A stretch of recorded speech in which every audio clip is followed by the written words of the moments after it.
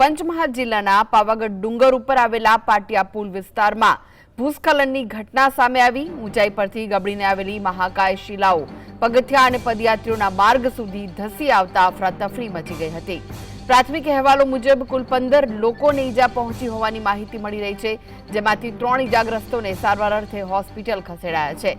બીજી તરફ 2 વ્યક્તિ હજુ પણ વિશાળ શિલાઓ નીચે દબાયા હોવાની આશંકા વ્યક્ત કરાઈ રહી છે, જેના પગલે રેસ્ક્યુ ઓપરેશન તેજ કરાયું છે।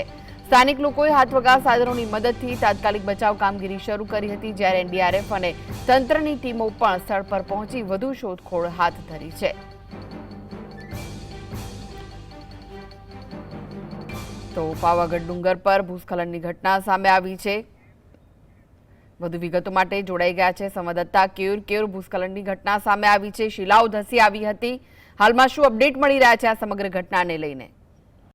કૃષ્ણ, આપને જણાવી દઉં કે હાલમાં ચોમાસાની ઋતુ છે અને ડુંગર ઉપર હમણાં છેલ્લા 2 દિવસથી ભારે વરસાદ વરસ્યો છે। તેને કારણે આજે સવારે જે ડુંગરના ઉપર માચીથી ઉપર જવાનું જે પદયાત્રીઓ જવા માટે જે પગથિયા બનાવેલા છે, તે પાટિયા પુલ વિસ્તારની અંદર મોટી હિમશિલાઓ પર્વત ઉપરથી ધસી આવી હતી અને જે પદયાત્રિકો જતા આવતા હતા એ રસ્તા ઉપર, એમાંથી 15 લોકોને ઈજા પહોંચી છે।